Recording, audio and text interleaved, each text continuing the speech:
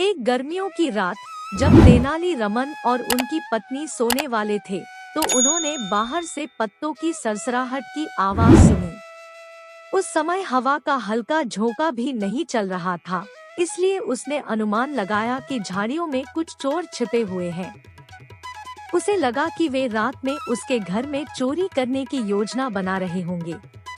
उसने एक योजना के बारे में सोचा और अपनी पत्नी से कहा, प्रिय, मैंने सुना है कि हमारे पड़ोस में कुछ कुख्यात चोर खुलेआम घूम रहे हैं। इसलिए हमारे पास जितने भी गहने और पैसे हैं, उन्हें हम कुएं में छिपा दें। थोड़ी देर बाद तेनालीराम और उसकी पत्नी एक बड़ा संदूक लेकर घर से निकले और उसे कुएं में गिरा दिया। इसके बाद वे घर के अंदर चले गए और सोने का नाटक करने लगे। चोर कुछ देर रुके और फिर कुएं से पानी निकालने लगे।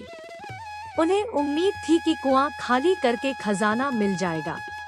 पूरी रात चोर पानी निकालते रहे। भोर होने पर वे ट्रंक को बाहर निकालने में कामयाब रहे और जब उन्होंने इसे खोला तो उसमें केवल कुछ बड़े पत्थर देखकर वे बेहद चौंक गए और निराश हो गए। वे समझ गए कि यह तेनाली रमन की उन्हें मात देने की योजना थी। तभी तेनाली रमन अपने घर से बाहर आया और बोला, धन्यवाद दोस्तों, मेरे पौधों को सींचने के लिए। मुझे तुम्हारे श्रम के लिए तुम्हें भुगतान करना होगा। यह सुनकर चोर क्षमा के लिए तेनाली के चरणों में गिर पड़े।